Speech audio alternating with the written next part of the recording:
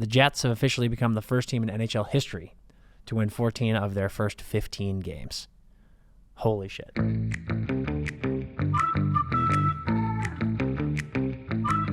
Ice is ready, and we are back with another episode of the Empty Netters podcast, brought to you by BetMGM. I'm your host, Dan Powers, joined today by our good boy, Nate Thompson. Hi, guys. Tomer, how are we? I'm doing great. How are you guys doing? Fantastic. And then on my left, as always, CP. We got the squad together.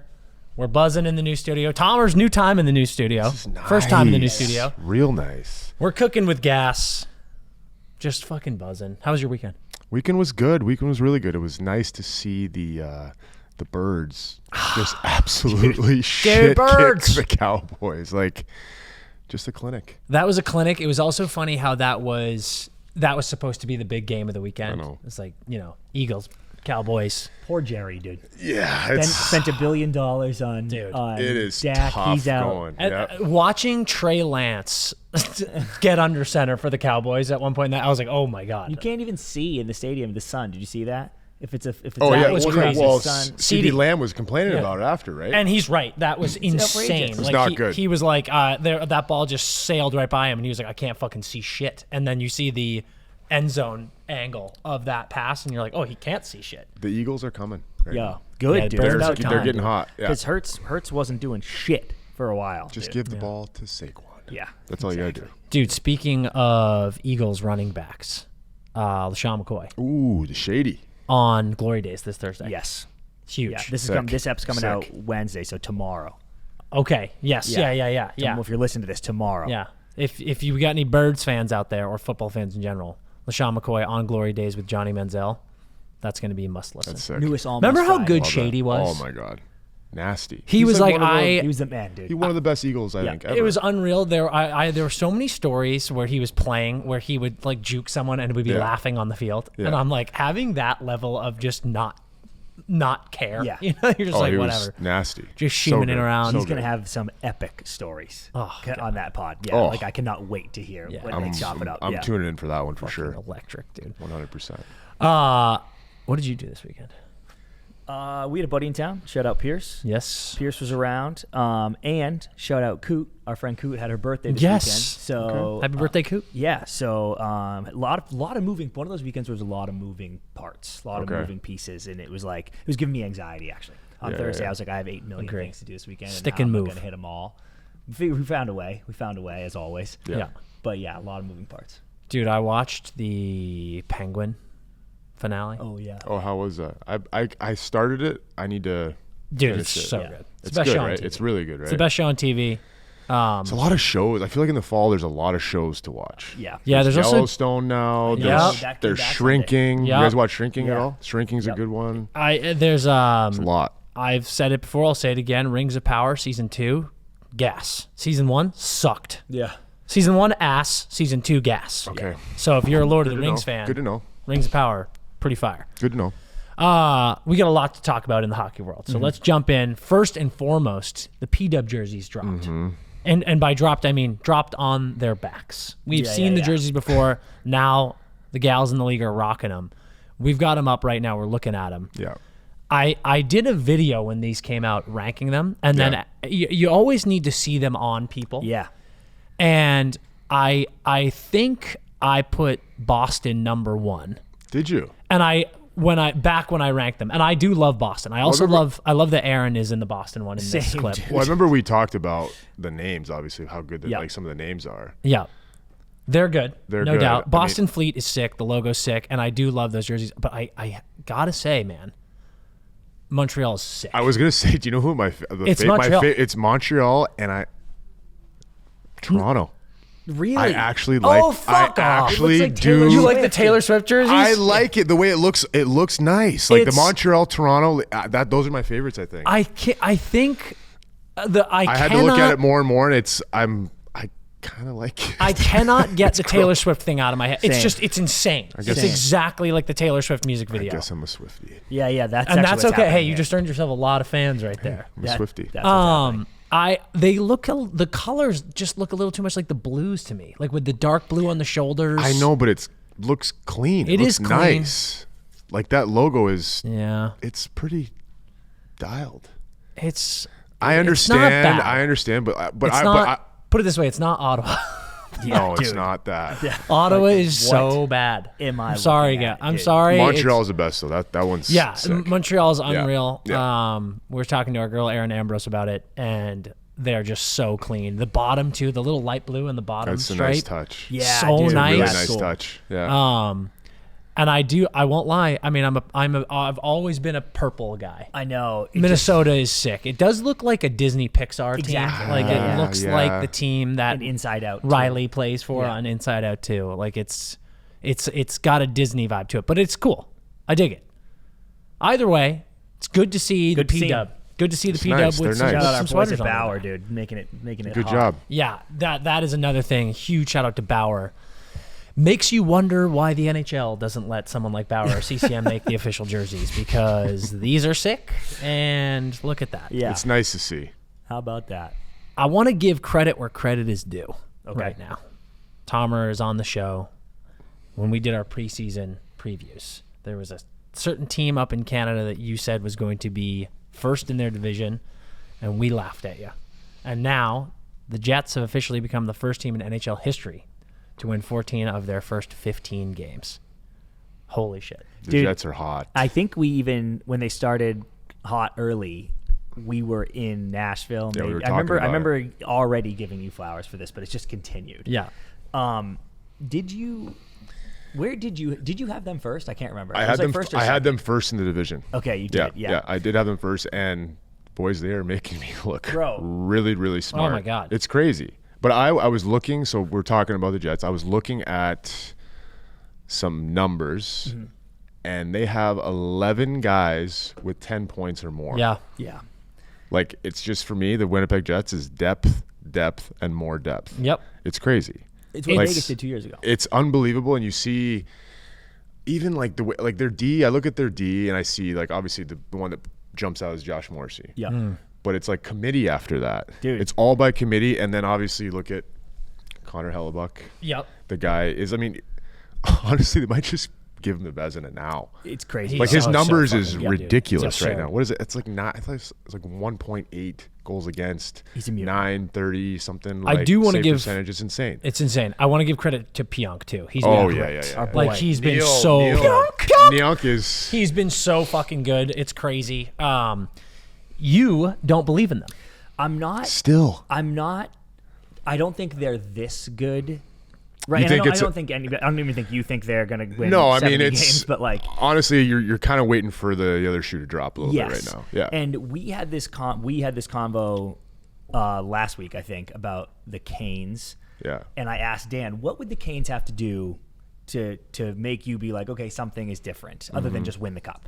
Because I once they lost to the Rangers last year, I was like, I'm done with the Canes until they win, because I'm sick of being like they're my sleeper team. And Dan, I thought, had a great answer, which was they need a superstar, and maybe it's in-house already, maybe it's Natchez, maybe it's Aho, maybe it's Jarvie, but we need a 100-point guy, a consistent 100-point guy. Yeah. And I had the same question that I wanted to ask you guys about the Jets, because pretty similar story to the Canes, if you think about it, where the Jets have been a good regular season team. But since they went to the conference finals in 2018, it's like losing the first round every year. I think there's 1 year they won a round and 1 year they missed. I was there. We won one round. Yeah. Oh, there you go. Yeah. We lost. We got swept to Montreal. So it's like that's been the story. Good regular season, playoffs, immediate dead. Yeah. Do you already feel like, no, this year it already is different? This year they're going to have playoff runs, and if not, because I don't yet, I pose the question to the table: what would have to happen in Winnipeg for you to be like, no, I think this is the year? So Go ahead. all I want to say is there's a couple of things. One, I said when you made the call of them finishing first, I said if they stay healthy, I could see it. They're currently healthy. And it's not just like we talked about Kyle Connor. He's actually not as hurt as some remember, but he did get hurt last year. He's healthy. He's buzzing. Scheifele's buzzing. Morrissey was hurt last year. He's healthy. He's buzzing. A huge one for me is Velarde. I mean, things didn't work out in LA with Velarde because he just kept getting hurt. Yeah. And he got hurt last year with Winnipeg. He's healthy right now. He's fantastic. So that's huge. Knock on wood for them. Yeah. Yep, absolutely. Yeah. I think the big thing for me is I believe in them. I think that they are this good. And I actually don't think that they're going to slow down. I mean, sorry. Obviously, they're not going to. That's on record. They are going to win. Yeah, they are going to lose 6 games this year. They're going 75-7, according to Dan. They're the first team to ever do that. Yeah. No, I obviously, they'll slow down a little bit, but I think they're going to be this good. I could see them winning the Central. Like, this is just, that's what they're going to do. I am fully on the side of where we talked about the Hurricanes like this. Yeah. I don't give a fuck. 14 wins, first 15. That's awesome. I don't give a fuck. I know this team's good. I think that's my problem with the Jets. I am not surprised that this team is good. Look at how many insanely good players they have. But they are fully in the good job, pat on the back, I'm proud of you. Yeah. Go win in the playoffs, or I don't fucking care. If they don't make it to, fucking at least the second round. If they don't make it to the conference finals, I'm like, this is a failure of season. So your answer is nothing, and that might be my answer too. But there's nothing they can do other than fucking win a round to make me be like, this. The Jets are. I think it's 2. I think with how good this team is, I don't think that they can make playoffs and play a wild card team and win one round and then lose in 5 or 6 in the second round and be like this. No, that's a good step forward. They need to win 2 rounds, or at least get to 7 against a good team in round 2. Because you've got the best goalie in the league, arguably. I mean, he won the Vezina last year. He is the best goalie in the league right now. Yep. I personally think this team does have superstars. I think Kyle Connor is a superstar. I think Josh Morrissey is a superstar on D.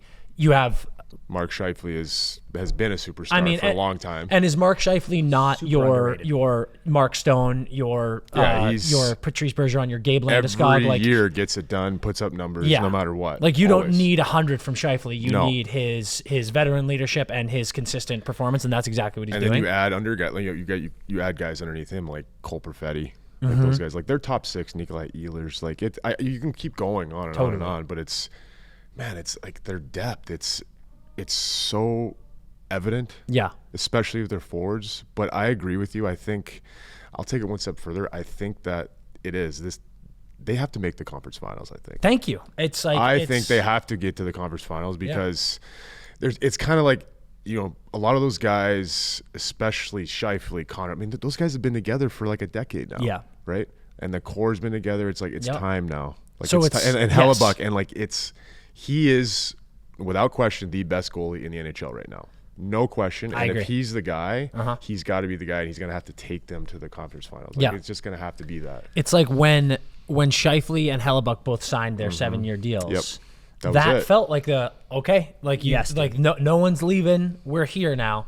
And then last year's playoff was so disappointing. Yeah. So it's I don't mean to take anything away from him, but I think if you're a diehard Jets fan right now, sure, this start is great, it's fun, but you're not like, holy shit, like we look different. I think you're like, no, we're this good. We've been this good. Yeah, and wake up in the playoffs. Like exactly. I think that's what you're saying. Yeah. 2 questions for you guys. 1, they'll obviously be looking because it's a business, but sometimes I have a contender that I go, they are missing blank piece. Like, let's say the Bruins were better just because I know the roster so well. Even if they were in first right now, I'd be like, they are missing a second line right wing or a second. We need something there, and that's what you're looking to add at the deadline. If you're the Jets and we're praising their depth right now, you kind of want to be like, they don't need anything, but surely they will be looking to add something at the deadline. What is it if you're a Jets fan? If I had to put my GM hat on, I would add a right shot defenseman. Okay. One more right shot defenseman. Yeah. Looking at their D like pairings. Shutdown guy because they've got I look points, at their bro. D pairings. Like I love Dylan DeMello. He's been great. He's been great. He's so good defensively, but I don't know if he's a top 2 pairing guy with Morrissey. And I know they played together for a long time, right. but maybe you add another or maybe you add a guy that can play on the right side, like a guy like Cam Fowler. Mm-hmm. Yeah, that's interesting, actually. Man. Right? Yep. Man, that. I've been waiting for Fowler to move for 5 years. Yeah, it's time. Because he's so good. Yeah. And I do think the Ducks... Let's get that out there. Yeah. Fowler to Winnipeg, maybe, I think. Fowler somewhere. We talked about it earlier, and we'll get into them later, but I look at Rasmus Andersson. I picked him early to be like, he could be someone who moves and that. So could you imagine a cup run team adding him? And how about the year he's having right now? Exactly. That's what I'm saying. For me, sorry. No, I just to I add want on you to to that, answer, I think it's top 4D. I totally agree. I mean, this defense is good. Bro, Morrissey, DeMello, like Sandberg, Pionk have a ton of points. Points. Like it's crazy. So it's like I'm not even trying to demote those guys. But it's not even so much a demotion as it would be I mean, fuck me. How good would they be if you put I don't think you mess with the forwards at all. Okay, like they're forward, and even we have AIs on the fourth line. I know, it's crazy. It's insane. Pumping in power play goals. I think that is my one thing. My one thing with this team is a middle six, a middle six addition that is going to not overproduce, but also not underproduce. Someone who's going to be that guy who in the second round is going to get you a huge goal in game 3. You know what I'm talking about? Like, I could see them adding a middle six guy when it's like, ooh, that top line has been stifled for a couple of games here, and you get that like third line veteran who's going to pot you a goal that's crucial. That is something that I could see for sure. It's the only other spot I could see maybe would be the second line center spot, Nemestikov. Like that would be like he's a really good player. But I don't know if he's a second line center when you're matching up against other really good teams. And if you add a guy, but I just don't know if you mess with that third. That third line is that's their identity. Nino, like Lowry, and Appleton. I'm like, there's just no. You can't mess with that. And then like that's like their identity as the Winnipeg Jets. But also, if a top center came available and you're like, well, fuck, you gotta do what you gotta do. Exactly. So it's really tough, but that's a conversation for them later, but that's something to keep an eye on. But I gotta give flowers to Kevin Cheveldayoff and then also Scott Arniel. Like he's been their coach before, and to bring him back, and then there's like there's that familiarity with them, and obviously he's done a great job. Totally. So, man, the Jets are they're good. They're very good. They're really good. Here's the other thing I want to say about the Jets. Because I'll say this right now. This is why we got a table, so we can knock on wood. Barring disaster, the Jets have officially made the playoffs, in my opinion. You can't start like this, and there's no universe where they're out of the playoffs. And in fact, there's almost no universe, in my opinion, where they don't win the Central because of the cushion they've already built. You can fall, but it would take a pretty bad slump and other teams getting hot. So here's my question. Because you really want to win the fucking Central normally. Because you're like, I don't want to run into who's the typical 2-3 there, Dallas, Colorado. Well, and fuck this. And Winnipeg, that's what happened last year. They are going to have home ice advantage. You're playing in the Peg at home in the playoffs. You have home ice advantage. Which they haven't totally fucking delivered on in the past. No, they years, haven't. Which You're is right. Disappointing, You're right? Yeah. But dude, one thing I want to keep an eye on, which is such a fucking brutal break, is with the success of the Wild, who look really exciting, and you're like, oh shit, maybe the Wild are going to sneak in there, and then the Kings, which you were also all over. We were all over. There's a very real chance. I'm not saying this is definitely happening, but Kings, Vegas, Canucks, great. Could those be the top 3 in the Pacific? 100%, right? I don't think that would shock us. No. Could Jets, Wild, Stars be the top 3 in the Central? 100%. That wouldn't shock us, which means lurking in wildcard spots are the Oilers and the Avs. And you're the Jets, and you win the Central, know, right? And then you get Dan's fucking reaction. face fucked by Connor McDavid in the first round, and you're like, damn it. And I'm that was the case sucked. with Dallas last year, right? Yeah, Same Dallas thing. caught Vegas, and they won, obviously. But it's like, that's not the first round matchup you want, for sure. You're thinking 6 or 7 so games it's like automatically. when you have that start as the Jets, and you're like, hell yes, we're in the playoffs. We might win the fucking division. And then you look at the starts with the Oilers and the Avs, you're like, because now they're like, you almost want them to be better. So you're like, I can at least duck you in the first round. It's just God so damn it. fucking awesome how good everyone is. I don't think there's. I was gonna say there's no way around it, no matter what. Of course, like, you make the playoffs. Eight good teams. There's 8 really good teams in the West, Yeah. and that's excluding like the Flames, the Utahs, the Kraken, like teams that Exactly. were like they're lurking. Yeah. But there's 8 really good teams in the West. You got to play them eventually. Yeah. So I know I played for him, wasn't that long, but like, man, I love the way they play. Yeah. The Jets they're fun to watch. It's exciting, bro. Really exciting. Really exciting to watch. That's one of those teams where, I'm a New England guy. I wasn't following Western Canada hockey very much as a kid, but the Jets just always were cool to me. I love the fucking and it's Jets. so good for hockey. Like, it's so good for the NHL. Like the Winnipeg Jets are in the playoffs, where they're good. It's awesome. Yep. It's great. Amazing. Trade happened end of last week. Our guy, friend of the pod, Daniel Sprong, after signing a 1-year deal with the Vancouver Canucks, gets traded back to the Seattle Kraken, where he had over 20 goals. Yep. Through 9 games, he has a goal and 2 assists for 3 points. Wasn't really working in Van. Now he gets sent to Seattle. People in his camp are pumped. Yeah. Can say and confirm. People in his camp are very pumped about this move. I like the move for Seattle. They are definitely not where they want to be. I think that they are a little frustrated with scoring right now. And, Sprong, a guy who scored 20 goals for you before, that would be a nice addition. My big question here is who do you think this is on in Vancouver for it not working? Because I think Sprong is a great player and he's a great goal scorer. So to have 1 goal in 9, I'm not sure he was used properly. And then also, gotta imagine Vancouver's pissed right now, given the fact that we just learned that Besser is out for the foreseeable future. Yeah. That is a fucking nightmare that you had Daniel Sprong right there and you traded him for future considerations, and now Besser's out, and you're like, well, fuck me. Would have been nice to have a wing who's capable of scoring 30 goals. Yeah, that's a tough bounce. Yeah. So, yeah. For me, dude, and I want to hear what you think about who it's on, but it was such a crazy. Spronger is a crazy case study for me because he's just, and clearly, maybe not clearly, but you'd think NHL coaches know what they're doing, and Spronger would say, he said on the show that there's deficiencies in his game, there's deficiencies in everyone's game, unless you're Sid probably, but it's like he maybe needs to be better defensively, more responsible on the wall, whatever, but he has such goal-scoring ability that I felt like there is clearly a home for him in this league. Yeah. And then coming off that Detroit season and the Seattle season before, I was like, he's going to get paid. This is going to be awesome for him. And then it was just like the deals weren't there in the market. Yeah. But then Vancouver, it's not like he got foisted on Vancouver. They got him. They were like, yeah, we will take you. Well, the thing that's frustrating is Spronger turned down more money from multiple teams. Yeah. Because he was like, Van is a great spot for me. They're a good team. I like what they're saying to me about where they see me. Yep.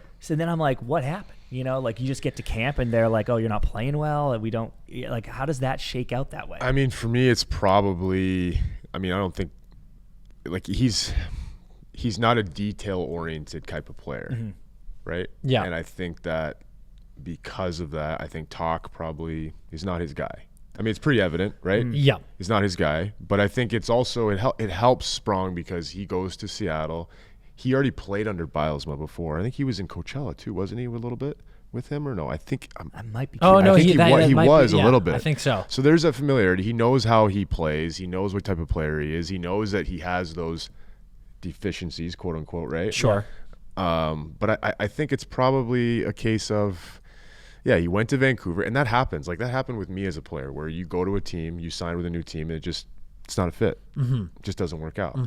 And I think it's good that he's going back to Seattle. And like you said, like they need some goal scoring, and this guy he can score. Bro, he can light He's got a ton of ability. It's just, I think with Sprong, it's consistency, and it's his play away from the puck. Yep.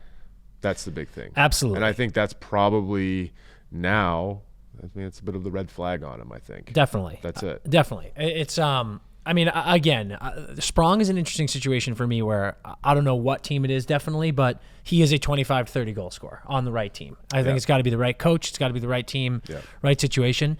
Seattle's an interesting one where I'm like, I don't know if it is, because like I think Seattle is drastically underperforming. I think they're going to figure it out, because you look at their lines: McCann, Beniers, Eberle, Schwartz, Stevenson, Bjorkstrand, Tolvanen, Wright, Burakovsky. That's their top 9. He's going to be in there. Yeah. He's not a fourth line player. So I'm like, I don't know who he's bouncing from there, Yep. Yeah. So it's a little bit of a I'm surprised by the move. I'm psyched for him. I think it's a good team. I think Jess is a perfect coach for a player like him. Real. To snap someone's head into what do you do well, focus on the good parts of your game again. There's a reason why he did well in Seattle. Exactly. I think Jess is a perfect coach for him. So they're very middle of the pack, goals for. I was just wondering, because I'm like, it's not like they're the Ducks and they can't score, so they're like, we're bringing in a goal scorer. Period. Yeah. They're middle of the pack. The problem for me, dude, is the Jets have the most goals in the league, right?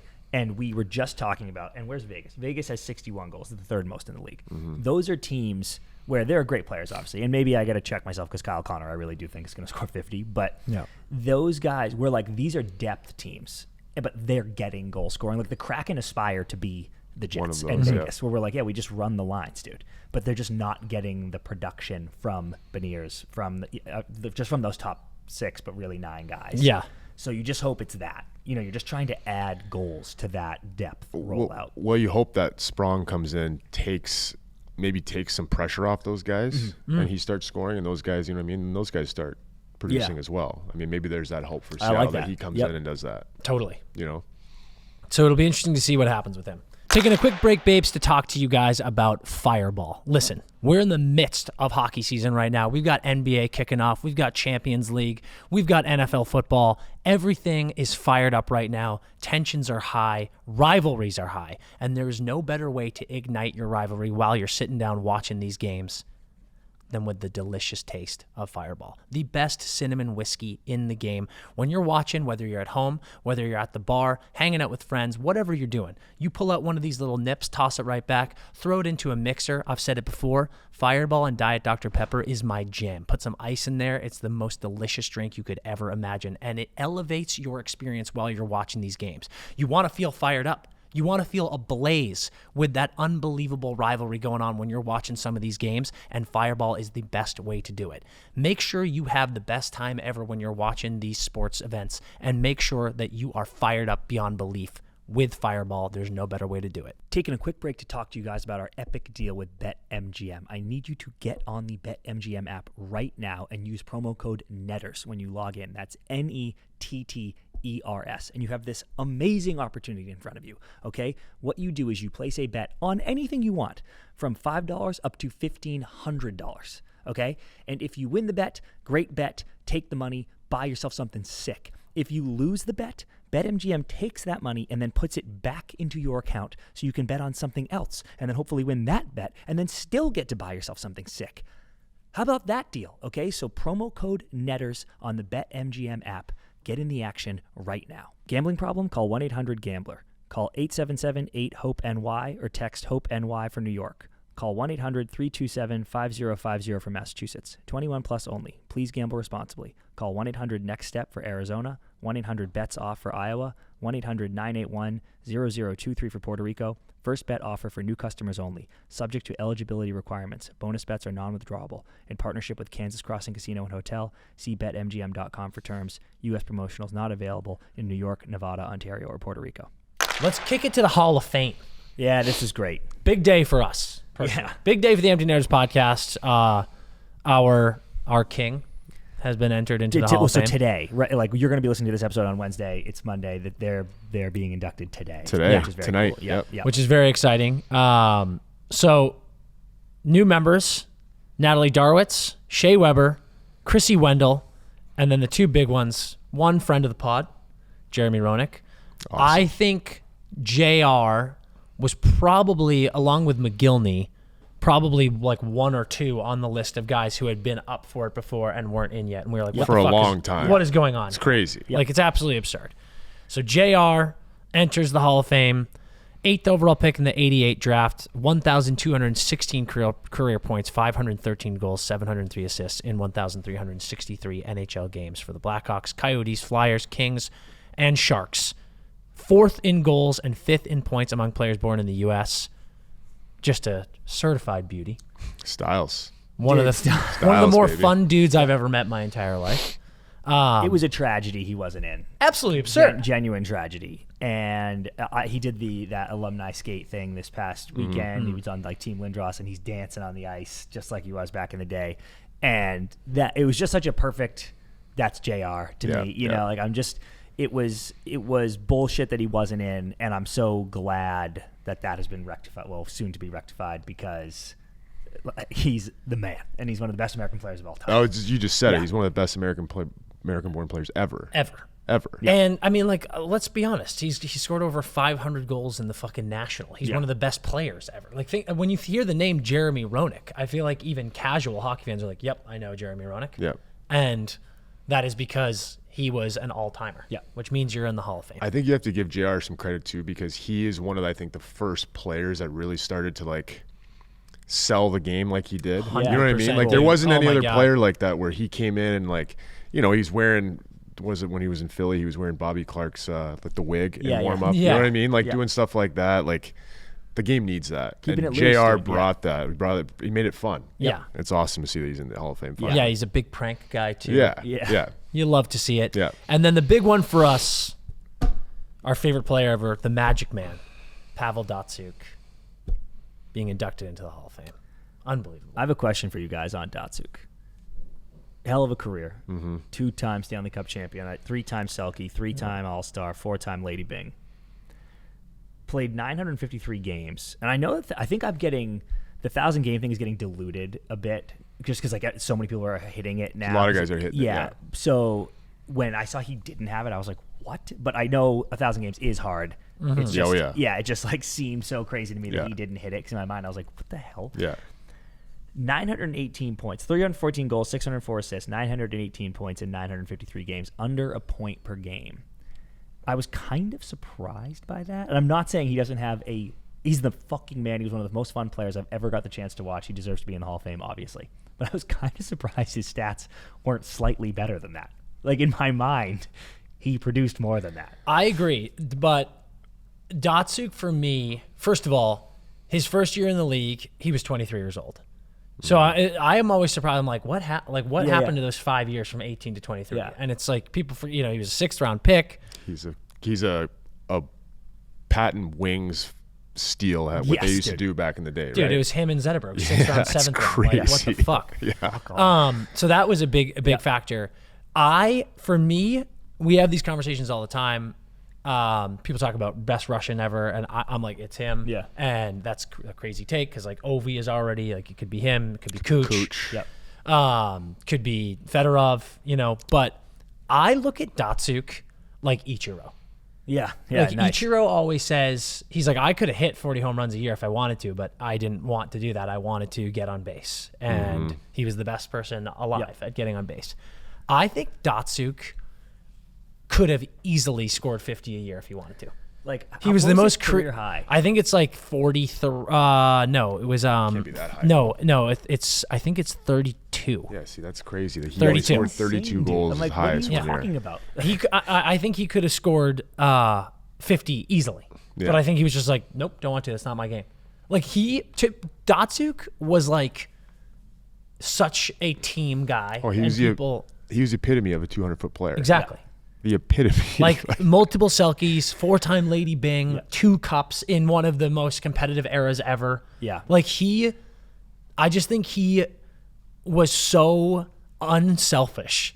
And if he wanted to, he could be like, oh yeah, like 100 points in my fucking sleep, dude. But he just didn't want to. I swear, I will die on this hill. Did he hill. go over 100? No, he had 97 back-to-back years. Like Datsyuk never went over 100 He was one of points. those guys, like when he got the puck, I remember like playing against him, I was like nervous. Yeah, you run away. You're like, do I go at him? Do I not go at him? Do I leave him over there? Dude, what do I do? You know what I mean? Humiliates people. That clip against Couture, no offense, It sorry. was the best. I think that was on his birthday, by the way. On That was Couture's Logan's birthday. It is. Yeah. But even when you have the puck too, and you're like skating, I'm like, oh shit, I gotta give it away because he's gonna he's gonna take my puck. Yeah. Yeah, he's He's just gonna also take a the puck from me. truck. People forget he's so that. strong. Yeah. So like strong. A monster out there. But it will easily, for me at least, most fun player to watch playing ever. Oh, like he dude, was it was just, he would insane. do shit. Obviously everyone knows about his shootout moves, but like fucking Christ, dude. It's He just would hockey IQ is crazy. Oh, insane. Yeah. Absolutely insane. Yeah. So seeing him getting in, there's nothing better. Oh, dude, it's great. I would love to teleport him in his prime to now, because not that the game's that different, but I just think scoring's way up. It would be cool to see a little less him- physical. Yeah, it'd be really cool yeah. to see Pavel Datsyuk play in 2020, like prime Datsyuk in 2024. Like, Pretty I think sick. legitimately, what Kucherov have last year, 140 fucking points. He would have done that. for exactly. sure. That's what I'm saying. Like, I think Datsyuk has 130 points if he's playing that last year. Also, maybe got to be a top 3 stick of all time. That RBK Datsyuk Dude, curve. I had so many of those. Yeah. It was insane. They broke so easily, Dude. but damn, were they special. And the blue and white ones were just fucking Sticks unreal. are $4 now, but even then they were like $100-something bucks, and I was like, hey, Mom, Man, and there's look another one. there's stories about this guy too. Like I remember playing with Valtteri Filppula in Tampa. Yeah. And he said that every day after practice, all he would do was just play keep away with him. Yeah. And they would just play keep away for however long. And like, you see how he would possess the puck, or he would hold on, or he would reverse hit guys. It was like the puck was on a string. The guy was ridiculous. Were you about to say the Chelios story? Yeah. Do it. Well, I was going to say Chelios told us that they would do that after practice when he was on the wings that year with them. And it was like right before one of their playoff runs. I think so. Chelly's kid came out, and they were like, you can play too.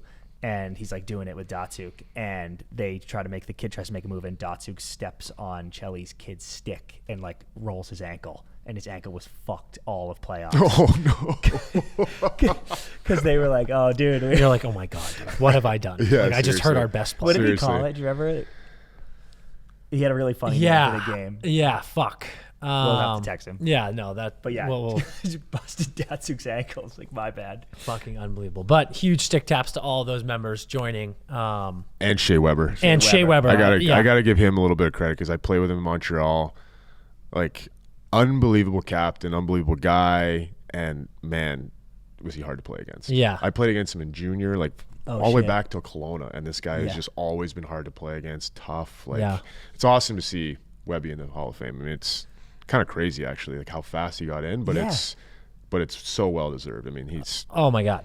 I mean, he was one of the scariest players. Scary. I mean, that fucking shot, dude. So unbelievable. scary. But you had a funny story about him with the little dance move or something? Yeah. So we were in Vancouver, and we had I think it was a rookie party or some kind of team party or something like that, and Chad Kroger, Nickelback, was there. Love. Friends with Shea Webber, Carey Price, and the Dougie song came on. Yeah. So I like the Dougie. I know how to Dougie. Yep. Teach me how to Dougie. Yep. Okay. And the boys are chanting my name, get up there. So I go up there, I do the Dougie dance. And Chad Kroger leans up next to Webby right away and goes, "This guy fucks." And so from then on, sorry, Webby, I know I'm going to say this, but every game, like, we would go out, Webby would be waiting in the hallway, and every time I'd come out, he'd go, "This guy fucks." Every single game. Oh, so that's my visual of Webby in a way, you had to Dougie on the way out the hallway. Yeah, exactly. I think it's unbelievable. I mean, just an all-time captain, all-time guy. Like, I mean, everyone that ever talked about or ever hung out with him, played with him, I mean, he's just, it's awesome to see him in the Hall of Fame. It's pretty incredible. Unbelievable that you have the title of a guy who fucks because of Chad Kroger from Nickelback. Dude. Yeah. Because Tomer was Dougieing. Yep. And the lead singer of Nickelback was like, Jesus. Yeah. This guy. Look at that. That's fucking beautiful. Dude, I can't wait to see it live. Next time we're out. We'll see. Yep.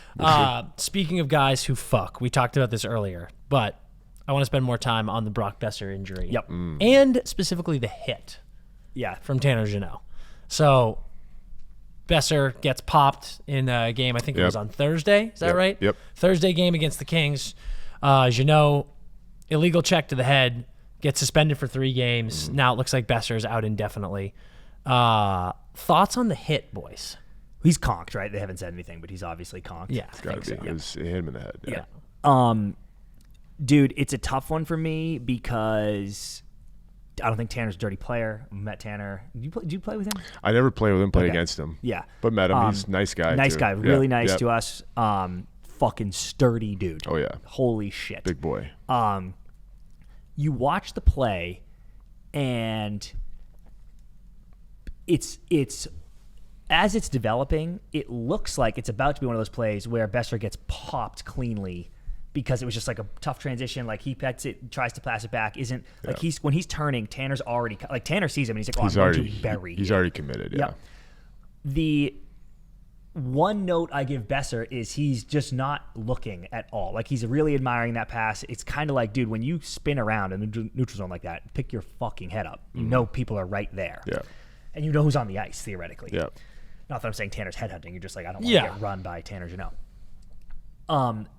But not only is it high, obviously it hits him in the head, it's still too late for me, even if he'd hit him clean. Like, I see Tanner line him up, and he thinks he's going to keep it. Or my interpretation is he thinks Besser's going to wheel and try to keep this puck and come in the zone, and Tanner's like, I'm going to put you in the ground. Yeah.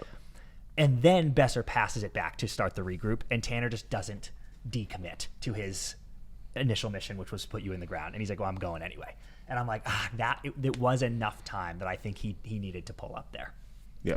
I think George Peros got it right. I think it was 3 games. I think it was at least 2, no more than 3. It was right at 3 games.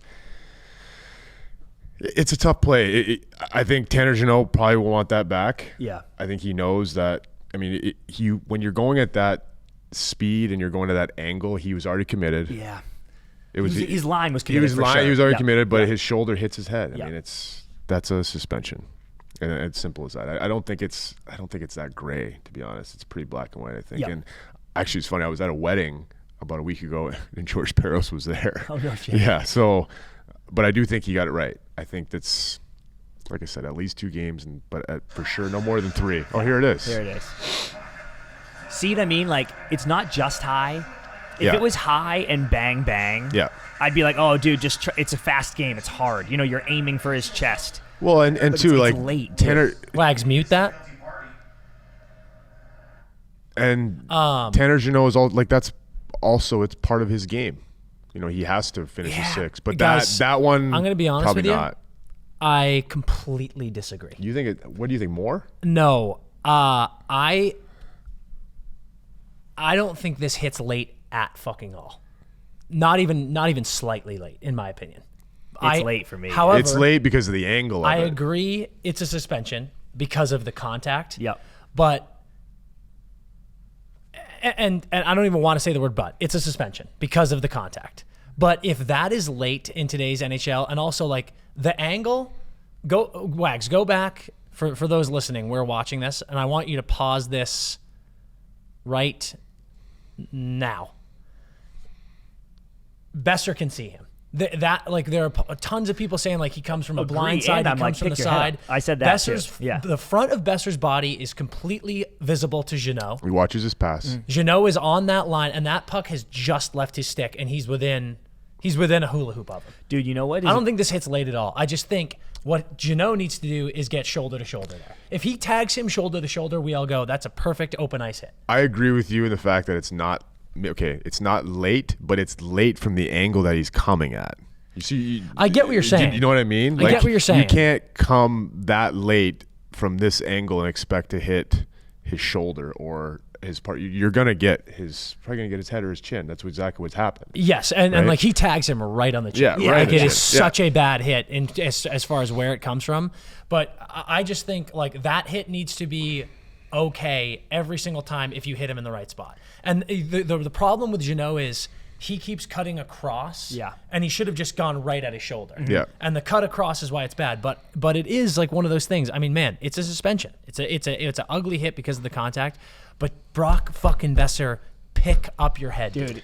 That dude. I'm glad you actually said that because in a way there's an onus on the puck carrier too. Dude, he's You're staring at the and- pack. And you're in the unfortunately, middle of the ice. yeah, I agree with that. You're I in agree the with that. middle I of agree the with ice, that. dude. Like again, I love Brock. He's Yeah. an unbelievable player. That was if Brock Besser's looking at that, Yeah. and again, That was beer league. if Like, that's how I Jeannot think catches passes him are shoulder beer to league. shoulder there, Yeah. and Jeannot's popped, Besser's popped, he's like, I gotta pick my head up. Yeah. Like Besser would admit, he is fucking stroking it to that pass. And it's like, So you think there should be no suspension? no, I do think it's a okay, suspension. Okay. 100, Because of but for me, But how many do you think? I think 3's fine. Oh, 3's fine. I Okay, think 3's okay. fine because that is ugly head contact. yeah, that yeah, hits yeah. him right here. Yeah. And that is like, you watch boxing, this is the money spot. Oh, yeah. You hit someone in the chin, that is like, me doing this right now, I can feel my brain rattle. Like getting popped in the chin is the most dangerous fucking thing in the world.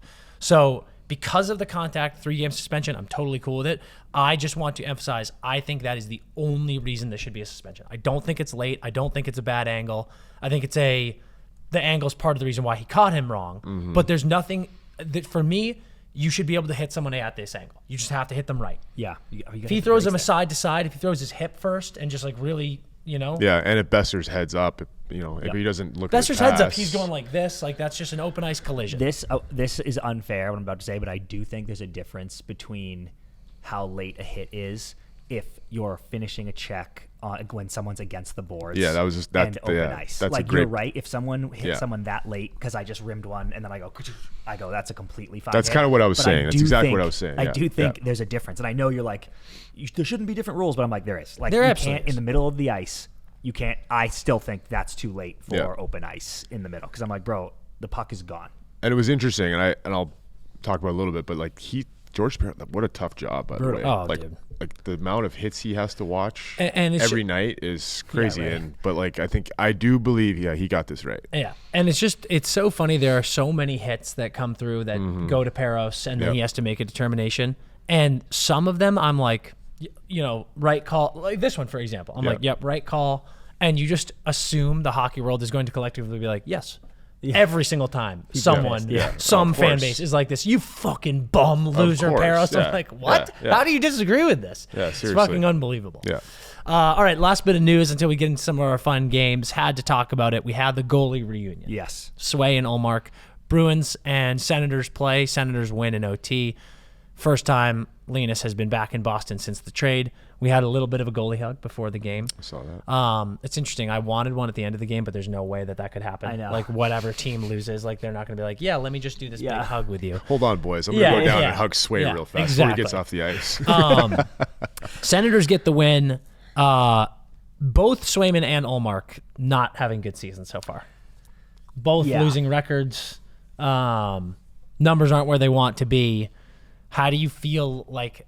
What do you think the emotions were for the both of them in this game? Ullmark said some cool stuff where he was like, and man, what a cool. I feel flattered as a Bees fan that he was so impacted by Boston. The way he's talking, where he's like, God, tons of emotions coming back to that building. The friendships I built in this team, and I'm like, you were there for 3 years. And like look at the teams they had when he was there. Like, he won a Vezina. He won the joint one, Jennings or whatever. Jennings. So he had some incredible success. He said all the right things, how hard it is to win in that building. He was happy to get the win, talk to his boys, talk to Carlo and Sway and all that shit. Great tribute to him and everything. So I'm sure it was a lot. But like not so much. You know how in Premier League soccer, sometimes a guy will be like a career Man U guy, gets transferred, and when you come back and if you score against Man U, they won't celebrate because he's like, I'm not celebrating. That's my old team. Like, I don't think it was that. Like, I think Ullmark's like, I loved my time here. Also, I want to win so badly because you picked Swayman. And he probably doesn't even disagree with that choice based on the numbers and everything. But that's what happened, right? Like, we picked Swayman. So I'm sure he came in here being like, I'm winning this fucking game. Yeah. And he made an epic save on the 2-on-1 in OT. Oh, my God. That turned immediately back into the 2-on-1 for Ottawa and the Brady Tkachuk goal. So, fuck me. Yeah, he was, man, I don't know what to say because the Bruins are... It's perfect transition, Tom. It's tough right now. Perfect transition. Let's get into it. Go ahead. I already know what you're going to talk about. But go ahead. And before you even get into that, Dan, in this game specifically, we were just talking about this with Saul. Saul, I know you're listening. Shout out. Thanks for the phone call. It says this. Ullmark makes a save on a 2-on-1 on a shot from Elias Lindholm 13 seconds into overtime. That was the Bruins' first shot on goal since 15:53 of the second period. 0 shots in the third period of that game. I know. Unbelievable. You are NHL players, dude. You shoot the fucking puck. Yep. I don't be the shoot guy in the crowd, but I'm like, what are we talking about here? There's just no universe where you cannot get a shot on goal in 20 minutes of gameplay. No, you're not. I'm speechless actually because when I saw that, I was like, what the fuck? Like, and I've been on teams where you've had bad periods and they are. I don't know how to pinpoint it because I feel like there's so many things that are going wrong right now. Yeah. It's not just one thing. It's like compounding, and that's scary if you're a Bruins fan right now. And I know you guys are a little bit scared. You should be nervous. You should be a little bit nervous. The only thing I would say is it's still not Thanksgiving yet, and I'll talk a little bit about like experience. Like when I was in Anaheim, one year we were, I think, 30th or 31st at the end of November, and we ended up winning the division that year and going to the conference finals. So the Blues were fucking last exactly when they won the cup. So sometimes you have to take the silver lining out of this, and maybe that they go through this now and they're better for it at the end of the season or whenever they get out of this, which is hopefully soon. Yep. But you can't even put it on Monty for that at the end because it's a fucking mindset. Like, you're in a tie game, like you bring it in the third period. Like tie game at home, and you're trying to get momentum. And how do you get momentum? You fucking shoot the puck. You go to the net. All those things. Christ, it's crazy, like and that's level shit, dude. Man, it's bad. It's a bad look. It's bad. So something I always say the 20 games, right? I'm like 20 games into the season, now we know things. And we know things to a very strong level. We're about 15, 16 in right now. Interestingly enough, Boston's in third. Like, they are so bad for their standards, but they're 7-7-2, sitting in third place. They do have 2 games in hand on Tampa, who are 1 point behind them, and 1 game in hand on Buffalo, who is 1 point behind them, who just we're recording on a Monday, guys. They had a matinee game against Montreal. Was the drunkest game I've ever seen. Montreal just won 7-5. Yep. But that would have boosted Buffalo into fucking third place. Dude, if the Bees could be 7th. If the teams with the games in hands win, they could be set. Like, the Atlantic's crowded as fuck. Yeah. This Atlantic division is wild. Absurd. We knew it was going to be. But Boston, man, is just, to me, this team in the we're going to go a 3-year sample size here. This season being year 3. They are out of excuses. And that sounds so crazy to say because they won the President's Trophy 2 seasons ago. But then what happened? One of the worst chokes bagged in the first round in the playoff history. Ever, yeah. One of them. Yeah. Last year, they're in first all season long. Last game of the season, they lose first place to Florida. Yep, they beat Toronto, but then they lose to Florida again. Mm-hmm. Out of excuses. And they go into this offseason. Sweeney signs Lindholm. Everyone knew they needed Lindholm. Then gives Zadorov a huge deal. Everyone was happy about it, but I think a lot of people were like this, did we need that? Like, did we need, what was Zadorov, a top 3 defenseman on the market? So he requested a big ticket, and he got it. And I think a lot of people were like, whoa, I feel like the Bruins need some second-line scoring. I don't know if I would have given all that money to Zadorov. But you do it. Here you are, this team, 7-7-2. I would say literally everyone on this roster is underperforming. Everybody. That's why they're mediocre right now. Is anyone playing well? I don't think so. Through 5 games, no. I think Elias Lindholm was playing well. And I haven't watched every single one of the Bruins games, but I've watched a decent amount, and it's.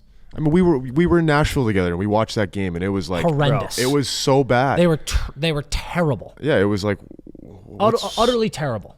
I mean, yeah, it was tough to watch. I think Hampus Lindholm is the only player on this team playing well right now. I would agree. Like, Marshy's actually picked it up. He has picked it up the last 3. 12 points in 16 games, 5-7, and I'm like, hell yeah. And he has picked it up big time. He's picked it up, yeah. But that is it, dude. They have 2 dudes over 10 points. Yeah. But even then, I think even if you ask Marshy, he'd be like, yeah, I have way better right now. Yes, agreed. But Marshy has an excuse, right? Yeah. He has the 3 surgeries. Yeah. But like, now we've got Pasta talking about, he's like, oh, I got hurt over the summer. He was in Czech and something was going on, and he's like, I haven't been able to prepare. I don't know what's going on with, like, I don't know if you guys saw, he had that Facebook post, but then he was like, that's not my Facebook. Mm-hmm. So I don't know what the fuck's going on. But I'm with you. I don't think this is on Monty. No. I think Monty is doing what he can with what he has. And I don't know what the answers are, but I am saying something is wrong with the team. I think when you have right now, this is on Monday, Bruins aren't playing today, but we got all the Bruins beat reporters tweeting out their lines, and you've got fucking Morgan Geekie on the first line and Justin Brazeau on the second line. Like, bro. That is not it. Sorry. It's not it. And, you signed Tyler Johnson. Great. Tyler Johnson hasn't done much since he's been on the team. And I just think... He's a PTO. Yep. Yeah. And I just think... The fact of the matter is, I hate beating a dead horse, but drafting is incredibly important, right? It's incredibly important. Mm-hmm. And we can go back to the 2015 NHL draft. Wags, do me a favor, and on this computer, pull up the 2015 NHL draft and scroll down to the first round. 2015 NHL draft, Don Sweeney is in charge. Yep. And for those who don't remember, the Boston Bruins had 3 picks in a row at pick 13, 14, and 15. They selected Jacob Zaboral, Jake DeBrusk, and Zach Senyshyn. This draft is not even 10 years ago. It's 9 years ago. Yep. Not a single one of those guys plays for the Boston Bruins right now. And worse yet. Yeah, I was going to say, more importantly, the Boston Bruins have essentially nothing from those 3. Yeah.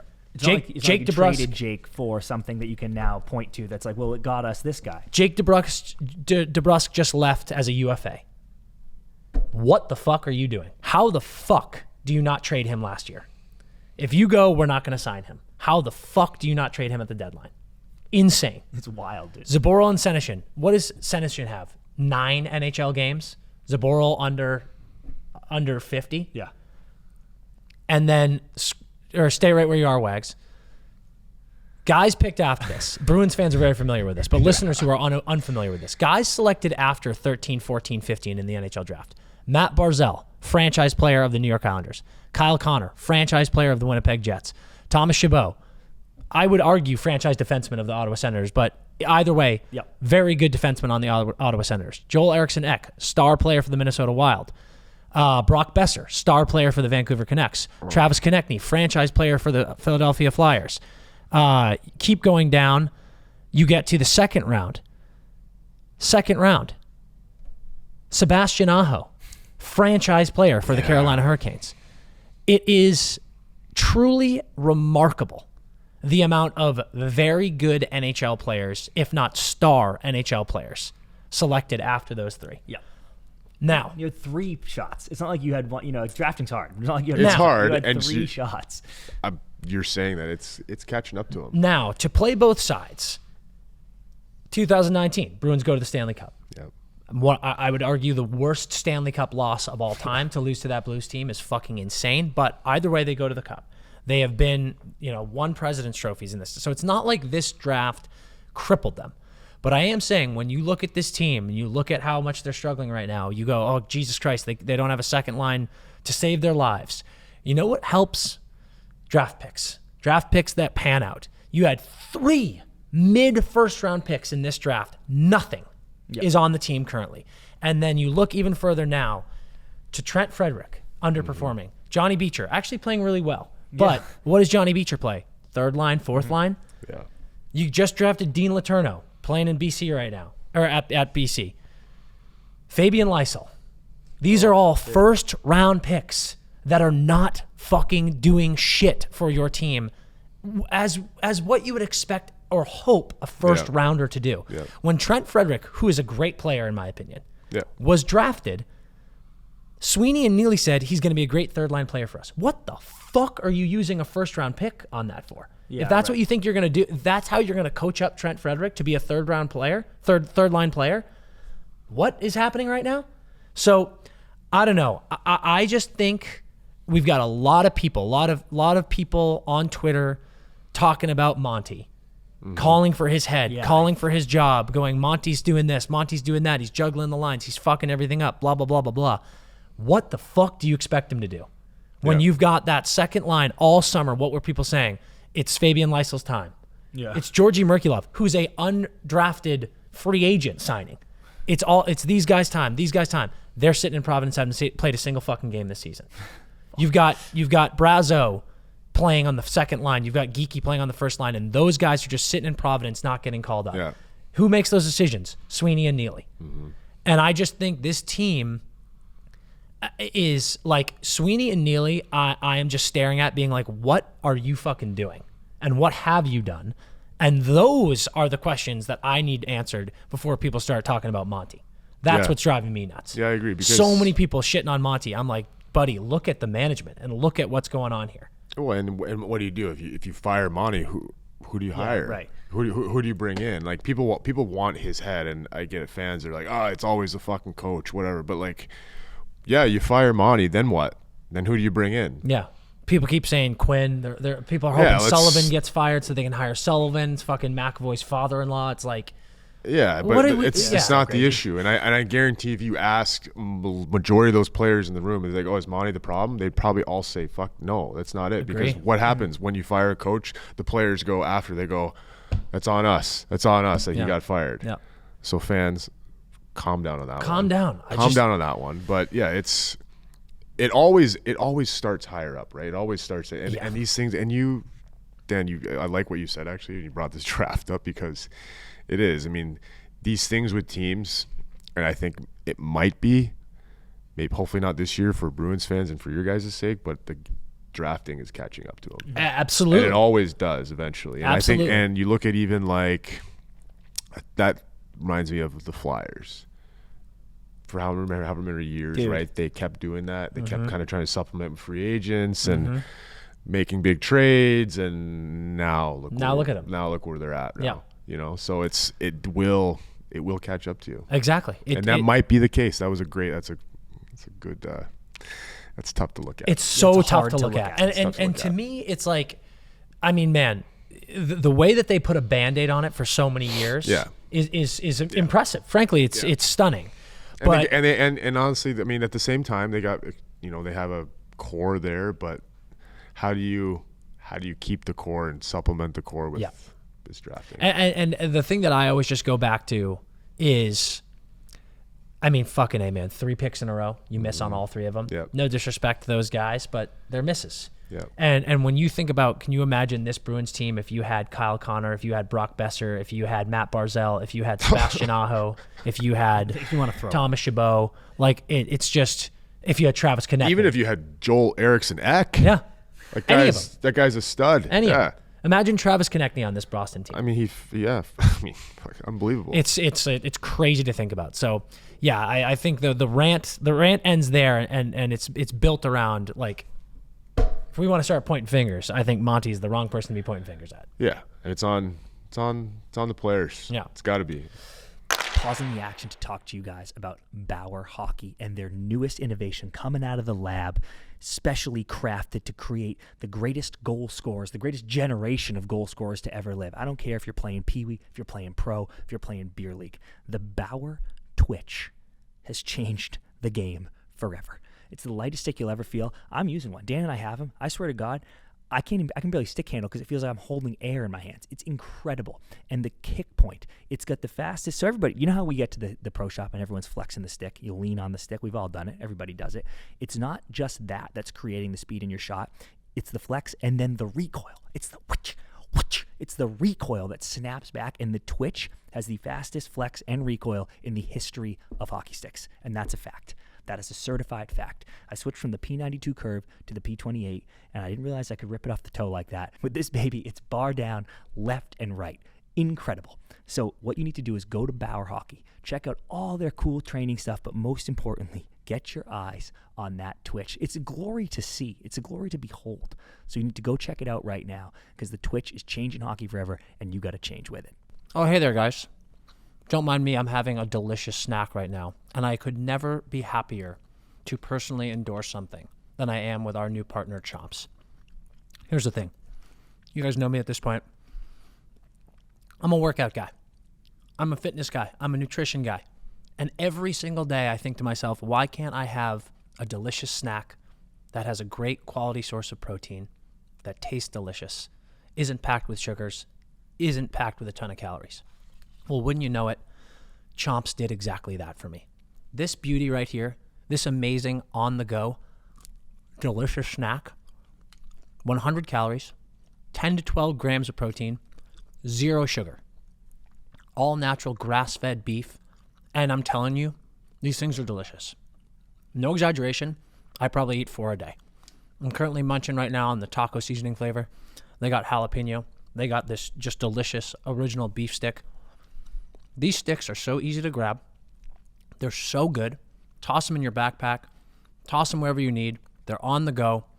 And like I said, 10 to 12 grams of protein. Whenever I'm trying to hit my protein numbers and I don't want to eat something super fatty, filled with calories, filled with sugars, Chomps has my back. I cannot begin to just describe how happy Chomps makes me on a daily basis, because I know I have this unbelievably convenient and delicious beef stick right here, making me happy, filling me with protein every single day. There's nothing better. So make sure you check out the link in description, www.chomps.com/emptynetters.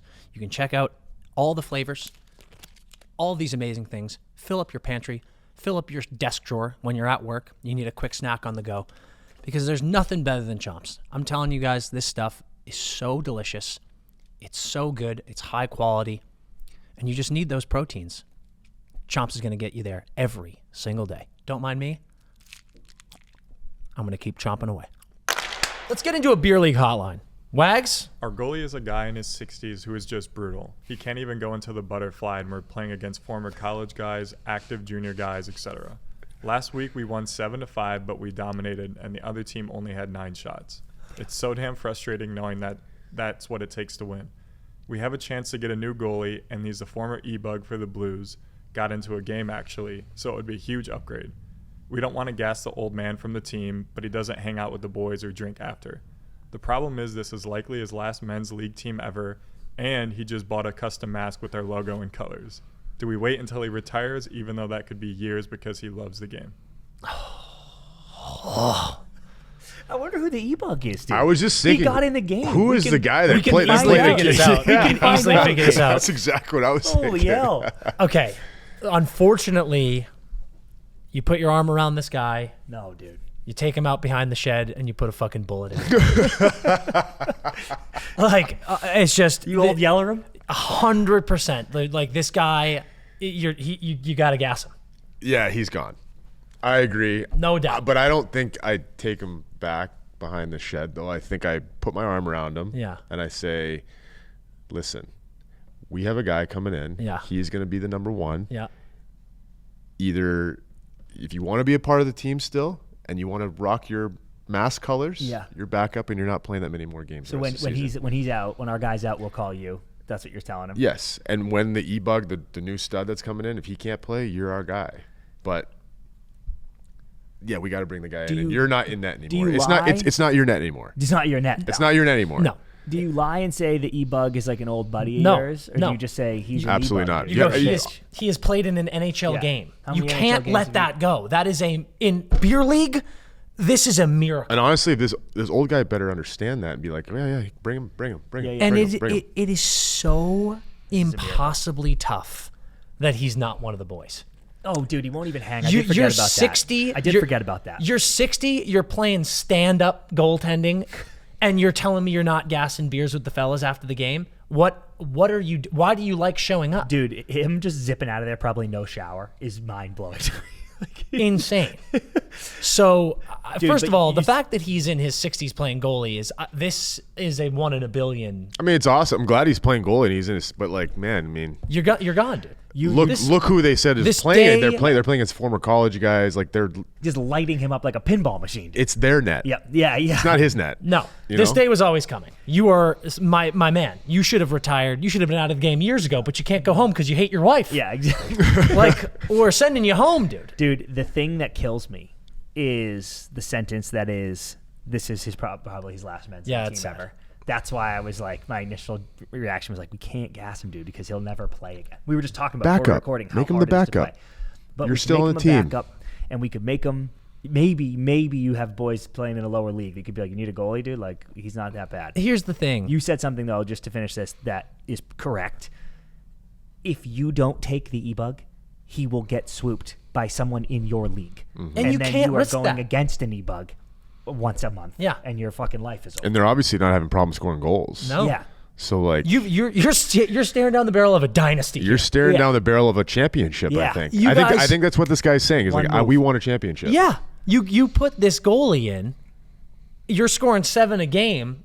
I mean, Yeah. you're getting a ship immediately. Yep. You can't. And here's the thing: if you tell this is what's up, man. You've been outplayed. You've been replaced, but you're still on the team. He can sit on the fucking bench for all I care. You can be the only team in beer league that actually has a backup goaltender sitting on the bench. Yeah. Sit on the bench if you want With your mask on. Yep, with that beautiful new mask on. With People are your going to see fucking it. mask on. People are going to see it. They're going to love it. Then you still get a ship. His name's on that trophy. Yeah. Here's the I question. mean, 5 goals on 9 shots. It's not good. Yeah. Not not it. good. That's not good. Could you pay for the mask if you're the boss? Sure. Could we buy out his mask? That is how you buy out his contract. Could we say, you do it with your arm around him, you say, hey, listen, we got an E-Bug coming in. We'll cover the mask. I know you just got Or how about this? We'll buy your next however many beers. Just come hang out with just us. come hang. But he doesn't even drink the beers. But that's what we're saying. We're We'll doing buy bribe him. We'll buy Cokes. Yeah. Whatever. We'll buy a bunch of soda pops, dude. Like you guys do for me. Yeah. there you You guys buy me Coke. This guy's in his 60s. He probably drinks Moxie. We'll buy him a 6 or a Moxie every game. You can sit on the bench, flash the mask. We'll pay for the mask, and then we got some Werthers. I brought some Werthers lozenges. Werther's Originals. Werther's Originals. Caramel hard You shake them in candies. front of him. You want to come up? Butterscotch hard buddy? candy. And you just you drag them up the stairs like that with the scent of the Werthers. Yeah, Christmas time's coming up. This is a great plan. Ultimately, you cannot let this Blues tendy go. So you got a new goalie. Take the boat, boys. And you send this guy off into the sunset with a ship. I'm sorry, man, but the guys want to win. And Simple as that. And Father Time comes for us all. That's it. That's that. All right, let's get into our starting 6 this week. Here is our empty netters list of the 6 best players of this past week. Starting at left wing, it could only be this one man, Kirill Kaprizov. He has 7 points in his last 3 games. He's at the beginning of the year wasn't really scoring, but now he's racking up goals. And I'm here to tell you, we are looking right now at soon to be, in less than 9 months, the richest man in the NHL.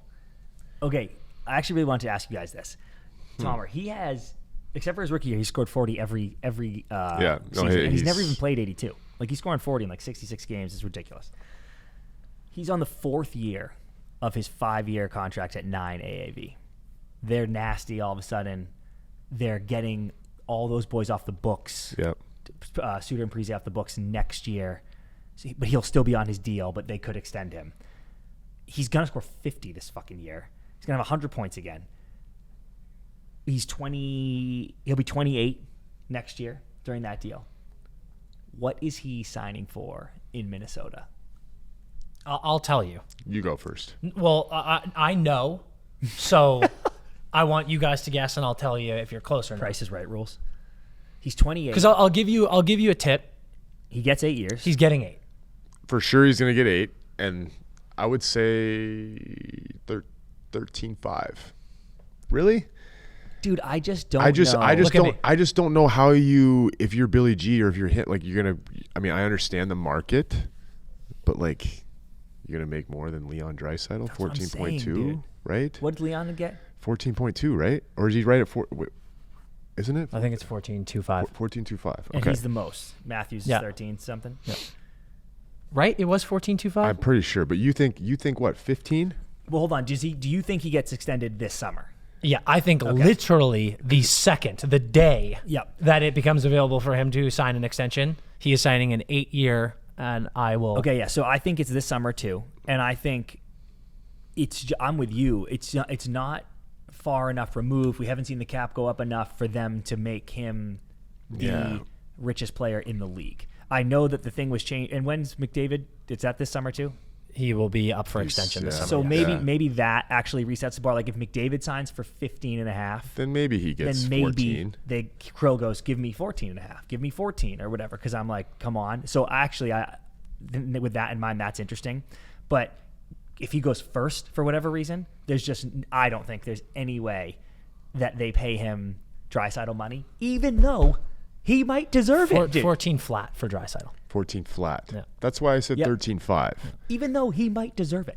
Like, he is so fucking disgusting. You guys are right. I don't think people... He is so sick. Guys? I went to the game on Friday. They played the Ducks, and it was like his goal. I don't know if you guys saw his goal on the power play, like short side. Yeah. Like, the guy is, he's sick. Guys? Nasty. He is not signing a whisper below 15. No, dude. And I'll tell you why. No way. They're going to be in the same problems they were before. Exactly. If they do that. He just got out of cap hell. He's not going back. I have on good authority that we're seeing the cap jumping up big time, which is going to be helpful. Like millions north of 100. That is where that is happening. Mm-hmm. So that helps. In years, though. How many years that? That's going to be like... No, it's going to be soon. I'm telling you. Heard it before. Here's the deal. We'll see. Here's the deal.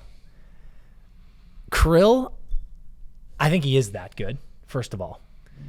The reason I think he's going to sign 15, I think it's going to be 8 by 15.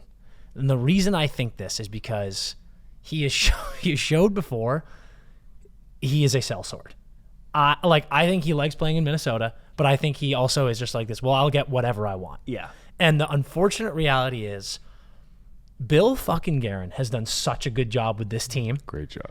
When you think about the handcuff with Parise and Suter, the fact that they're this good, and the fact that he's got guys like he gets Faber signed to that contract, and he's got guys like Eriksson Ek and Rossi playing so well, Boldy. They've done a great job drafting. We are looking at right now with their record and their team, the Minnesota Wild could be cup chasing here. For sure they could be. And it all falls apart like a freshly baked chocolate chip cookie in a glass of cold milk if you lose Kirill Kaprizov. And I think he knows that. I think his agent knows that. And I think they're going to go, if you want me here, pay me every fucking thing I want. And I think he's going to want 15. Here's, dude, he is this good. He's gonna have 100 points again. Yep. Is he better than Draisaitl? Maybe not. But I think you could argue different players. Yep, you could argue he's more important to the Wild than Draisaitl is to Edmonton because of all the things I just said. And if you don't think that when he signed his bridge, they weren't like this, well, this is just brilliant timing that he's going to be up for extension talks the second those two guys are off the books. Mm-hmm. You're nuts. It's actually great timing if the Wild are good, because if they sucked again this year, I could see him being like, I'm leaving. But that's probably my Billy G, smart guy, has done a great job. It thought, okay, this is when Suter and Parise are coming off the books. You'll be up then. Yep. That's when they signed that deal. Yeah. Mm-hmm. And depending on what happens, we'll pay you a fair contract for 8 years. Yeah. That makes us good for a long time. And allows us to build a roster around you. Boys. And this is why I say this, is because Bill Guerin also came from an organization with a player that has done that his whole career. 8.7, 8.7, 8.7, 8.7. I know. So I think that he talks to Kirill and says, listen, we know you can get fucking 15 on the market, but I'm going to pay you 13.5, and we are going to add more players around you that you're going to be even better than you already are, and hopefully we win some cups in the meantime. Yeah. I think you're absolutely Bill's right. like, you have to take 9.7. No, That's your number. Yeah, that would be a slap in the face. I think you're absolutely right. That is what Bill's going to do. Yeah. And I think just like last time, Krill's going to go like this. Okay. Peace. Bye. You think he's going to say peace out? I think last time he went like this, I'm going to the KHL. Until Bill eventually caved and was like, here, like, take exactly what you want. Yeah. They wanted him at 8 last time. And he went, no, sir, I will take a bridge deal. And he got his bridge deal. And I just think there's a world where Kirill goes, okay, great, like, good offer. And then he just plays all next season. He's like, I'm not signing shit. If you let that fucking guy touch free agency, UFA, at the end of next season, I think he is gone. Truly, I think he's gone. Because the fact of the matter is, he's a fucking Russian guy. He is an absolute beast in this league. And I think if he goes 100 points this year, they offer him a quote-unquote team-friendly deal, and he goes, no, plays the whole season and scores 100 points again. The fear is a Vegas, a Nashville, a Florida, a Tampa goes, would you like 12 mil from us? Tax-free. Tax-free? And he goes, yes, I would, sir. And he is long gone. Yep. It's just literally Minnesota losing him is a catastrophe. And I just think he knows it, Bill knows it, his agent knows it, and there might be no other answer than to just give him 15. So you think, I think if he gets, I'll say this, 14 to 14.5, if the cap is going up in the next 2 years, that's fair. Yeah. That's fair, but I don't think you can give him 15. I agree. It's brutal. It would be so painful, but I mean, do I think he can get it? Probably. That's all I'm saying. I guess. I think there's a world where they might be like, motherfucker, we are fucked. We have no choice but to give it to him. Yeah. So we'll see. Either way, Kirill, our starting left wing this week, fucking unbelievable. Starting center this week, best center in the league right now, Nathan McKinnon. Nate Dogg is awake. He has 13 points in his last 5. Leads the league in points at 29. Leads the league in assists at 22. We pointed out last year that he made some big assist jumps, right? So it's like he was never out of the 50s. He had a career high 58. 2 years ago, 69. Last year, 89. That's what's jumping him up to like the 140-point guy that we saw last year. I have 2 questions for you guys. One, what is his floor now and like he had never had 100 points for a while, but there was like hadn't played 82s, but whatever. But after last year, I'm kind of like, you have to live close to this. I think it's 100. I think 100 with health. Yeah, for me, I think 100 is always. I don't care if you're Cooch. I don't care if you're McDavid. If you're scoring 100 points, I'm like, that's a phenomenal season. Yeah. And then my other question is, Nate is 29, which feels crazy because in my mind I'm like, Nate's just this young guy in the league. He's 29 years old, but he's 29. No, he's a vet. Yeah. 1 cup, 1 MVP now, amazing. Got his Calder, obviously, 7-time All-Star.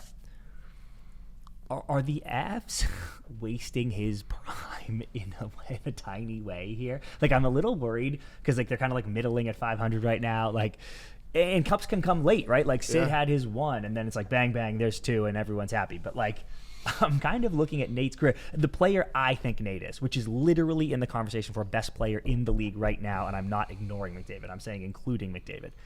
I'm almost like, I need Nate to have more on his resume, I think. I don't think it's waste, no, because you look at all the other top 5 players in the world or in the league that took a long time to get. Like, look at Ovi, it took him 13 years to get his first cup, right? So I don't think so. And like, I was listening to you guys talk on the last pod about second best player, like about Leon and him. But like, man, I think it's pretty close between those two as the second best player in the world. So I don't know. Nate is. You know what's interesting? He is like he's different in the way because obviously him and Leon are different players, but I don't think it's I think that they are still in the window to win. They're going to be. They're going to be. Are they going to win more cups? We don't know, but I mean, I don't think it's a waste. I don't think it's a complete waste. Yeah. For everything. I mean, because they did win a cup. Yes. Right. Yep. Like if he doesn't have a cup, then we're having a different conversation. Yeah. All things considered, what you just said about him and Leon, if we restart the league, we're doing a fantasy draft, someone has the first pick, they take McDavid, you have the second pick, and I'm going like this, Nate or Leon. I think you take Nate. I take Nate. Me too. And again, that's not to say one is a better player than the other, but it is like like I said, all things considered, all encompassing, I think you take Nate. Yeah. The question is, do you take Kale too? Yeah, right. And the answer might be yes. Wowza. It's just after you take Kirill 1. Yeah. So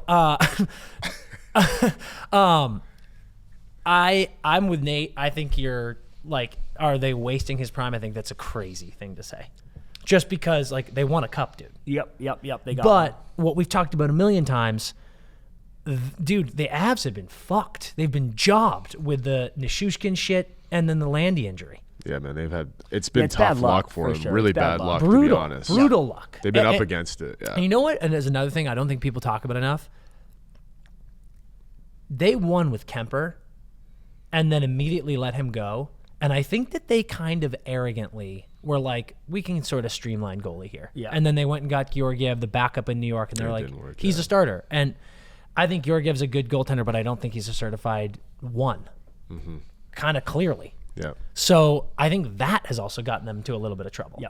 So I think there's been a very, very shit amount of bad luck and then a bit of a misstep in net because they should, healthy, that team should be in the cup. For sure. Right? The last 3 years. Like you're saying it right now. I mean, you probably agree. Like, after they won, I think we were thinking like repeat. Oh, this is going to happen every year. 100%. Right? I was like repeat all day because they handled Tampa in that cup. Yeah, it was. I feel like they handled pretty much everybody throughout the whole playoff run. Yeah, and then they lose to Seattle the next year. Yeah, like that was weird. Like, what the fuck is going on? It was really weird. It's weird, but I think CP's right. I think both of you. I mean, the injuries they've had and.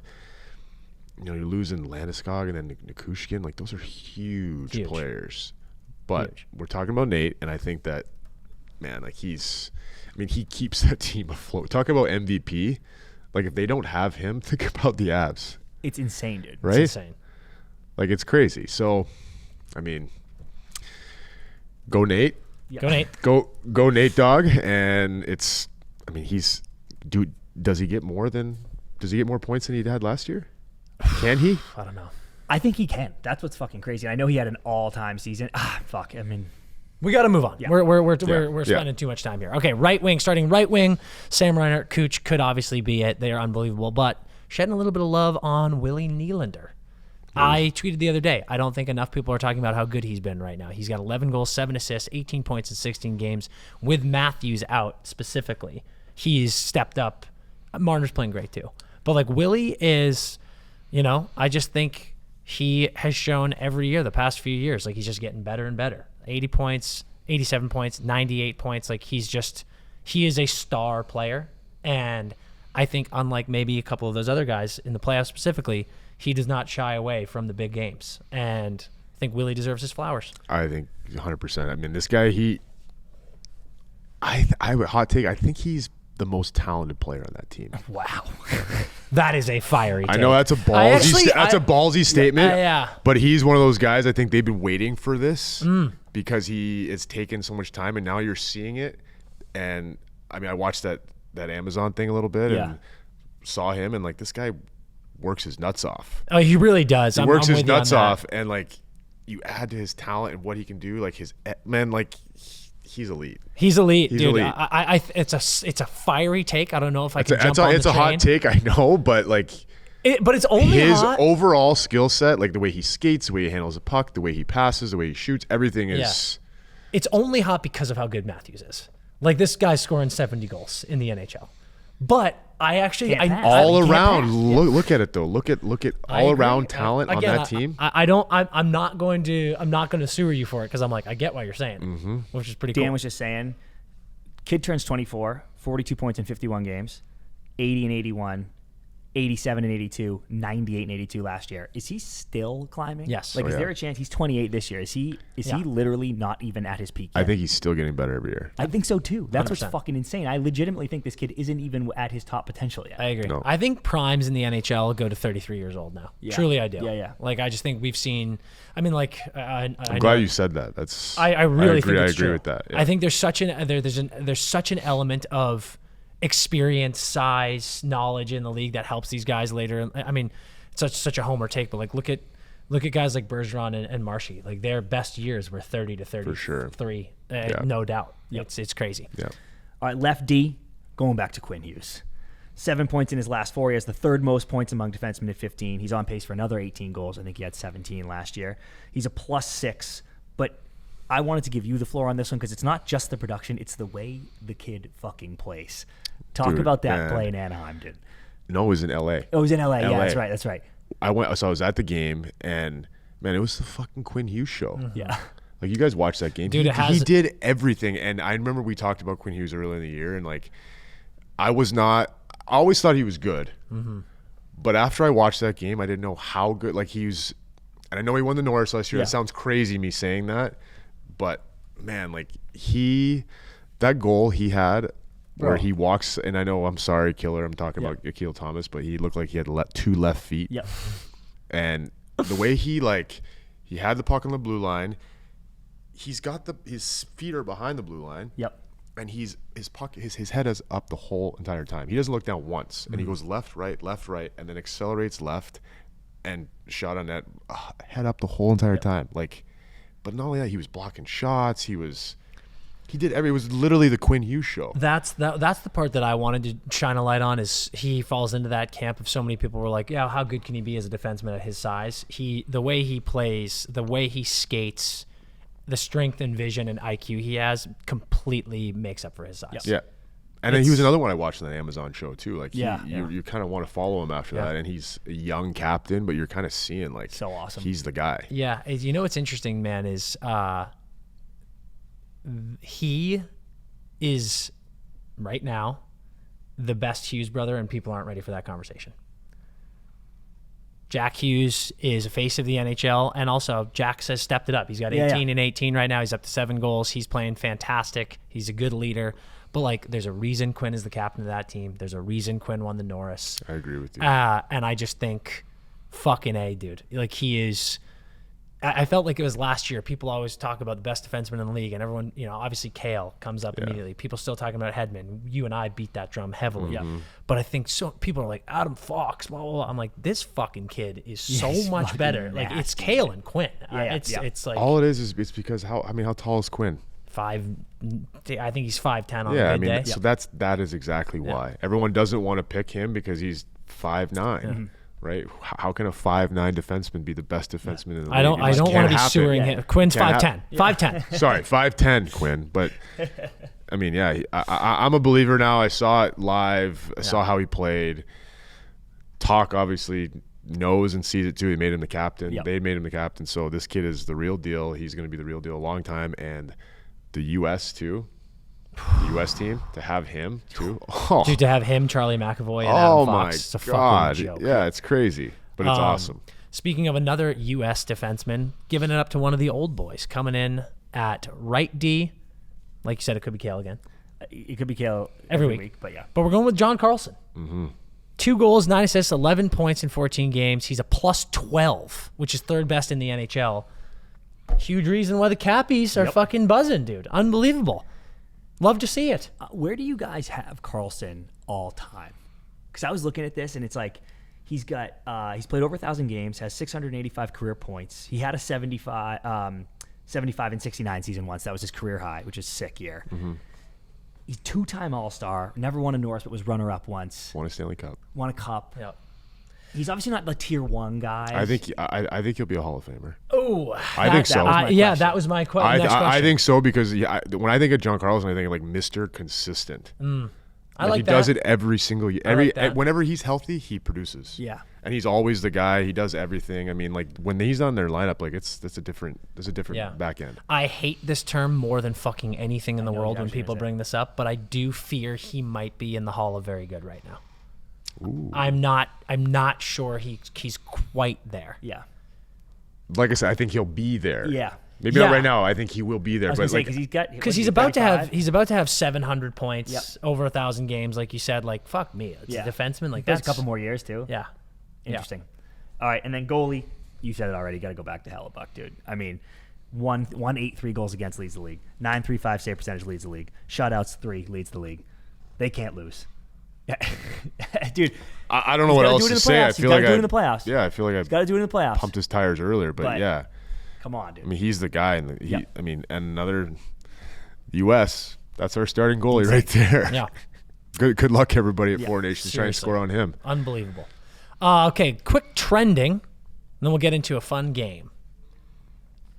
Trending up, number 1, Marty Necas. My God. Yeah. 13 games, 8 goals, 15 assists, 23 points, plus 9. He has 9 more points than the next guy on the team. He had 17 and 7. This summer, people remember, he signed a 2-year, $6.5 AAV deal. If he keeps playing like this, oh boy, probably going to happen this summer, right? Money, like money, you'd imagine that extension, they're going to pick up the phone and start talking about it. But fuck me, is he playing well? Yeah, it's I got to give you credit, Dan. You talked about him. You talked about this, and he's. It was honestly watching watching your the flowers Worlds. too. Yeah, appreciate that. Yeah, it was watching the Worlds with him and Pasta. I was like, this dude is fucking elite. Yeah. Like he's gonna pop off, and here he is popping off. Okay, how do you say Alex's last name? Alex Laferriere. Alex Laferriere. I thought it was Lafayette. That's what I couldn't remember. I don't know. Lafayette, I think. I say Laferriere to him, and he doesn't say anything. He Lafayette. just might be being nice. Lafayette. It's definitely not Lafayette because there's a Lafair. There's like an ER.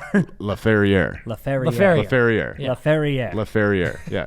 Anyway, Laugh gets a fucking trending up from the boys. I always mess that up. 16 games, 9 goals, 6 assists, 15 points, plus 10, dude. And this is one of the guys that you talked about preseason, Tom. Like, the guys were getting opportunities. Yep. And let's fucking go. So, yeah. No, you can tell, like, right from the start, they give him a chance to go, and he's ran with it. Yeah, he's been one of their best players. You know what's interesting is we've talked about preseason. Arthur Kaliev is injured right now. He's going to be coming back, and Laugh is one of these guys that you're like, well, fuck, man, like he's not giving up that spot anytime soon. Damn right. So, but if Arthur comes in and plays well, and then Dewey comes in, I mean, this Kings team, what they have been doing is very impressive, unbelievable. Trending down, hate to see it. The Calgary Flames. Needs to be said. Yeah, about time. After a hot start, they were shoving it up everyone's hoop. People were fucking losing their minds about how good Calgary is. Anderson's playing out of his fucking mind.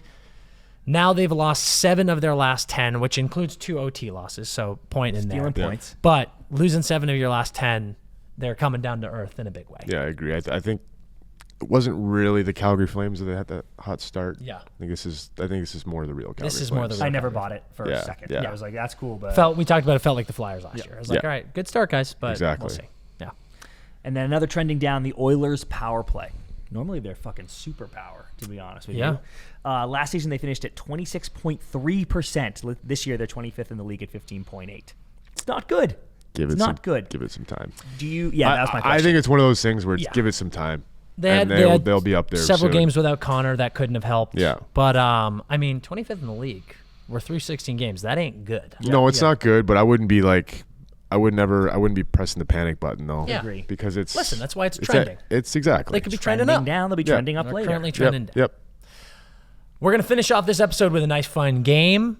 Going back to two real and two fake. You see familiar with this? I don't know if I'm familiar with So this game, I'm on your Tomer, team. sorry? I'm on your team Yeah. for this one. I'm going to give you guys 4 players. 2 of them are real. 2 of them are not real. I'm going to read you their stats, their bios, and you guys have to pick who are real and who's not real. What scares me about playing this game with Tomer He might know something. is he might know these people. Or I might have played with them. That is the fear. Yeah. So if you know, I think he can just say like that one's real. Okay. Well, we don't have to. We hear them all, and then we And decide. then we decide. Yeah. Okay. I'm going to read you all 4. Okay. Okay, ready? Number 1. Alexei Smirnov. He was a center from Russia, drafted 12th overall by the Ducks in 2000. After just 52 games in the NHL, scoring 3 goals and 3 assists, he left the U.S. and played the remainder of his career in the KHL. He does, however, still live in Southern California with his family because you go down to the OC, you're not going to want to leave. Alexei Smirnov. Okay. Number 2, Charlie Traeger, defenseman from Minnesota, drafted in the 2nd round by the Pittsburgh Penguins. For 6 years, he was up and down in the league, but played a respectable 172 NHL games, recording 9 goals and 42 assists for 51 points. He played for the Penguins, Sabres, Blues, and Stars before eventually retiring and moving back to Minnesota. His son, Will, currently plays for BC. Will Traeger. Number 3, Alexandre Picard, winger from Quebec, drafted 8th overall in 2004 by the Columbus Blue Jackets, eventually traded to the Coyotes, then signed with the Bolts, won a Calder Cup, and was MVP of the AHL playoff series. After playing just 67 games and logging only 2 assists, he now currently plays in Czech. Still playing, still kicking around. Good for him. And number 4, Magnus Nyström, defenseman from Sweden, drafted in the 3rd round by the Winnipeg Jets in 2011. Nyström made his NHL debut in the end of the 2012-13 season during the lockout. Had an impressive 2 goals and 5 assists in 12 games. Jets then missed the playoffs. In 2013-14, he made the opening day roster. Season started amazing, and in December he scored 2 OT winners in 3 games, including 1 against your Tampa Bay Lightning. After logging 48 games and 17 points, Nyström suffered a dislocated hip against the Coyotes. He had several surgeries in an attempt to return to action, but after several years in the AHL, he eventually retired. Fuck. So our 4 players: Alexei Smirnov, Charlie Traeger, Alexandre Picard, and Magnus Nyström. Damn, dude. Picard, real. Picard, you like that one? I think it's real. Okay. How come? Do you know? Pretty sure I know. I think Okay. so. I think I'm right. What I like about Picard. The way Dan's looking at me doesn't make me feel very sure though. when I Yeah, say- right. Might be using some name trickery and messing with you Yeah, I guys. know. Yeah, exactly. Yeah. That's the part where I'm rub. like, is that the right? Yeah. Yep. I don't know. Dude, the BC dad is just such a mind fuck because I'm like, did he literally make up a BC kid too? I know that one, but I'm more leaning towards the last one. The last That was one, not real. The last one's not real. I don't think so. Because Magnus Nyström, and he played where, Dan? Winnipeg. He was the Jets. He came up during the lockout. Mm-hmm. And then where's he now? He's He's retired. He retired. Yeah. Scored an OT winner against Nate. Oh yeah. Fuck. He scored an OT winner against you and the I Bulls. was on the You were ice. on that team. I was on that team. You were Dash. You were out there. I wasn't on. You were not out on overtime. Oh, actually, if it was Dash, I probably was on the ice. Yeah. I was a Dash player. I didn't say shit about that. I just said you were on the team that lost in OT. Look at the stats. Minus. Yeah. Okay, so you think that maybe the last one is fake, and then do you think the Russian or the BC dad, the Russian or the Minnesota BC dad is fake? Let's go BC Dad. Okay, so you want to Or it's one of those two. You want to go BC dad is fake and the last guy is fake. I think so. What are you thinking? I think I'm with you on The last the one. last one. And then I'll go. Can you give me the Russian one more time, Dan? Alexei Smirnov, center from Russia, drafted in 12th overall by the Ducks in 2000. 52 games in the NHL, scored 3 goals and 3 assists. Left the U.S. and played the remainder of his career in the KHL. He does, however, still live in Southern California. I think he's real. Fuck. Okay, you go BC dad, and last guy is fake. I will go. Watch, I'm gonna get both these. I wrong. will go Russian. And last guy. Okay. Here we go. Okay. Yeah. Alexandre Picard, real. Yes. Okay. Nice. Did you know him? I believe I played with him. Maybe. Dan, was he I the think one I that did. won the Calder MVP? And Yes. stuff? Damn, Yes. dude. He was. I thought, Was he also with Hershey? No. I don't think so. No, he wasn't. Okay, I got that wrong. Yeah. Okay. But yeah, won a Calder Cup and was the MVP of the AHL playoff series. I thought that was. I was gonna say that one was fake until you spoke up. Because I was like, "There's no way." I was worried about him specifically because kind of close to your draft year, I was like, Yeah. fuck, he might know him. Yeah, But I know who that is. Yeah. there we That's go. hilarious. Yeah. Okay. Okay, unfortunately for you, Tomer, I was wrong. in 2013-14, in December, an OT goal scored against Nate Thompson's Wow. Tampa Bay Lightning. I must have had a fucking bad game. I don't even remember. Oh my god. Did happen. However, Magnus Nystrom is not real. Okay. So you were right. Okay, I was right. Yeah. Oh, all But right. the All right. name- All of those things are real. All those things happened. It just Like wasn't the that Jets guy. missed the playoffs in the lockout season. Then they had a good season, went to the playoffs, beat you guys in OT in December. And I was Wow. like, oh, this could be really fun. That's really funny. Okay. Okay, so Picard real. You got that one. Yeah. Magnus fake. Fake. Yep, we both got that We one. both got Yeah. that. Charlie Traeger, Oh yeah.